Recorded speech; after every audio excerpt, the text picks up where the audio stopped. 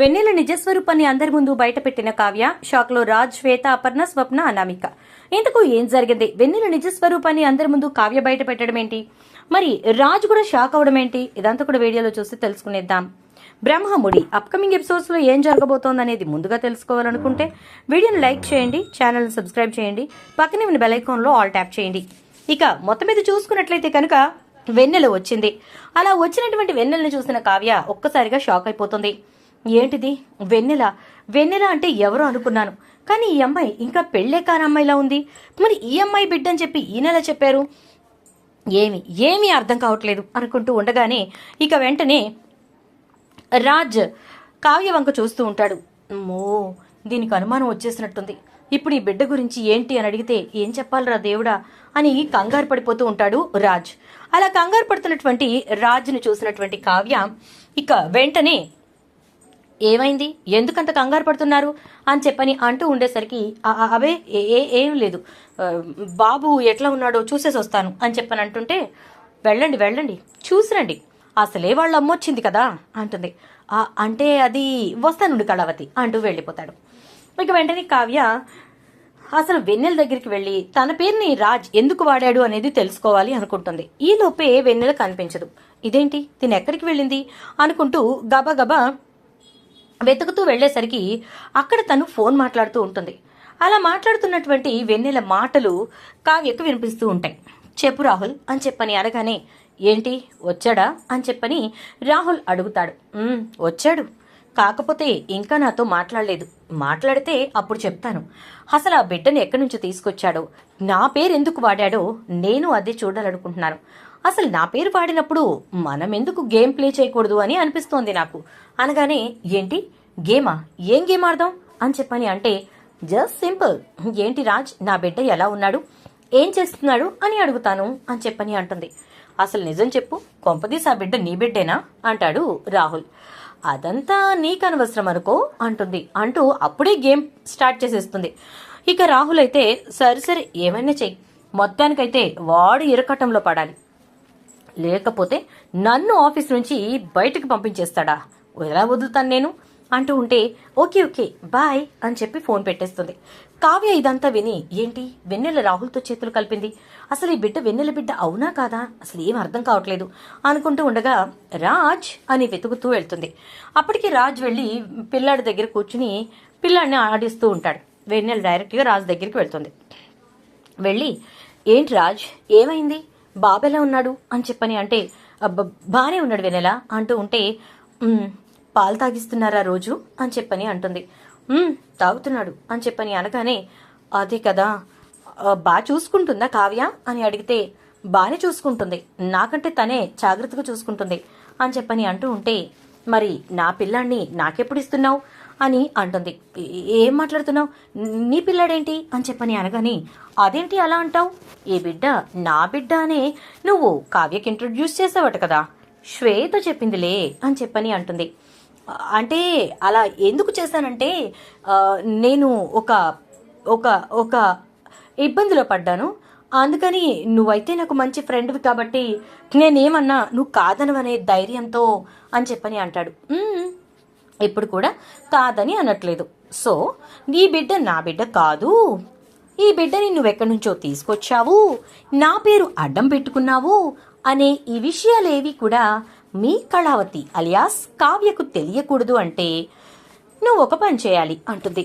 ఏంటి, ఏం చేయాలి అని చెప్పని అనగానే నేను ఒక కంపెనీతో డీల్ చేసుకుంటున్నాను, ఆ డీల్ని నువ్వు ఓకే చేయాలి, వాళ్ళ దగ్గర నుంచి కొన్న గోల్డ్ని నువ్వు నీ కంపెనీలో జ్యువెలరీగా మార్చి బయట మార్కెట్లోకి వదిలేయాలి అని అనగానే ఏం మాట్లాడుతున్నావు వెన్నెరా, అసలు నువ్వు ఈ విషయాన్ని తీసుకెళ్లి ఆ కంపెనీకి ముడి పెడతావేంటి, అయినా ఇప్పుడు నేను కంపెనీలో ఏమీ కాదు, జీరో అని చెప్పని అనగానే అవునా నువ్వు జీరోవా, కళ్యాణ్ అక్కడ కూర్చున్నా మొత్తం నీ కన్ను సన్నల్లో నడుస్తుందనే విషయం నాకు బాగా తెలుసు రాజ్, నేను నీకు ప్రపోజ్ చేస్తే నువ్వు ఓకే చేయవా, నన్ను కాదంటావా, దూరంగా నెట్టేస్తావా, అసలు నీకు నాకు పోలికేంటి అంటావా, మరి వాటన్నిటికీ కూడా నేను సమాధానం చెప్పాలి కదా, వాటన్నిటికీ నేను బదులు తీర్చుకోవాలి కదా అని చెప్పని అంటూ ఉంటుంది.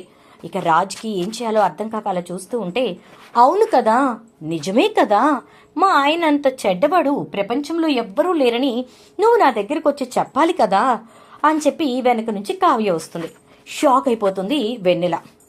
కళావతి, అదేం లేదు, నువ్వు పద వస్తున్నాను అంటే, ఒక్క నిమిషం ఆగండి అనేసి, ఏ కంపెనీ నుంచి డీల్ వచ్చింది కదా అని చెప్పని అనగానే వెంటనే మార్నింగ్ రాహుల్ కళ్యాణ్కి ఏ కంపెనీ గురించి అయితే చెప్పాడో అదే కంపెనీ డీల్ గురించి చెప్తుంది వెన్నెల.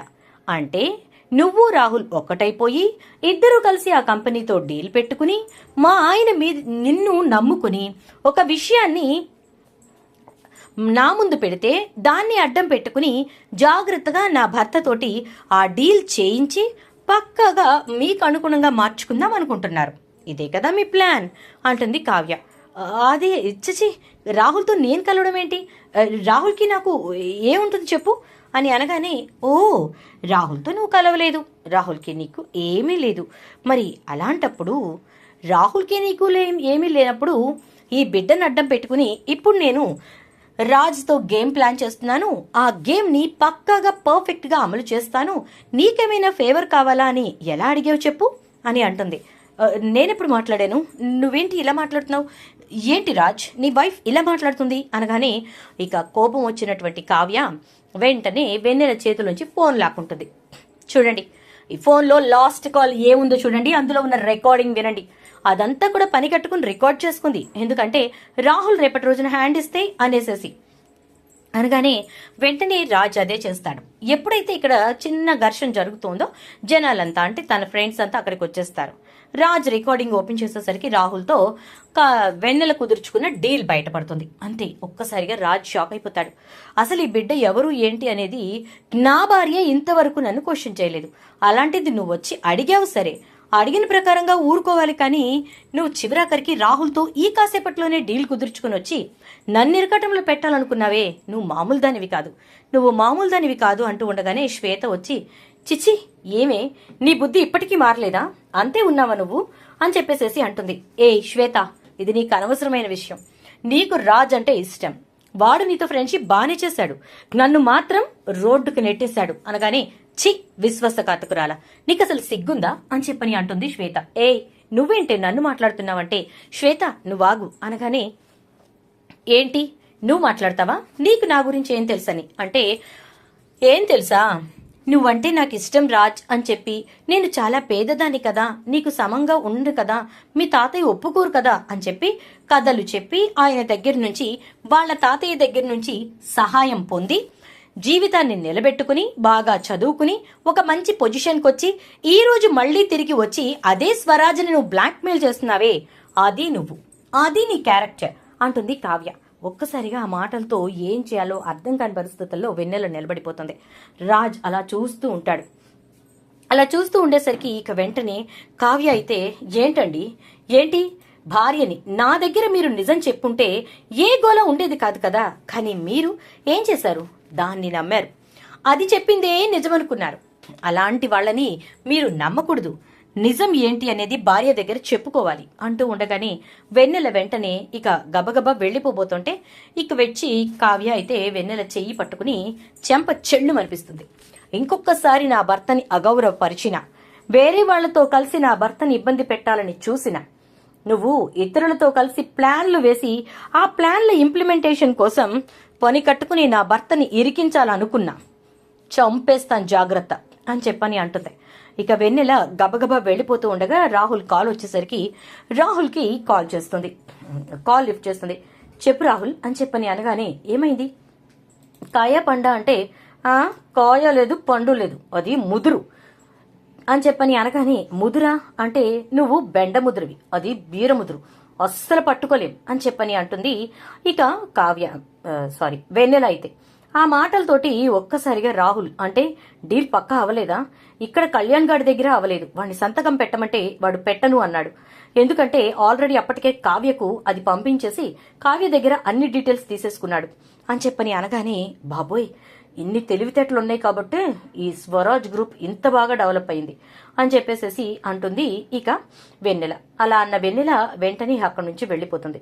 ఇంటికెళ్లిన కావ్య రాహుల్ చెంప చెళ్ళను పగలగొట్టి, చిచి ఎంత నీచుడివంటే, నిజంగా తిన్న ఇంటి వాసాలు లెక్క పెట్టడం అనే మాటకి, ఇంకా చెప్పాలంటే కూర్చున్న కొమ్మనే నరుక్కోవటం అనే మాటకి రెండిటికి బాగా సరిపోయేంత మూర్ఖుడివి అని చెప్పని అంటుంది. ఆ మాటలకు ఇట్నుంచి రుద్రాణి వచ్చి ఏమైంది అంటూ ఉంటే, ఏమైందో నీ కొడుకునే అడుగు అని చెప్పి పదండి అంటూ బాబుని తీసుకుని కావ్య పైకెళ్ళిపోతుంది. మరి ఇంతకు బిడ్డ తల్లి ఎవరు? మరి ఆ బిడ్డ తల్లి ఎవరు అనేది కావ్య కనిపెడుతుందా? ఇదంతా కూడా రాబోయే ఎపిసోడ్స్ లో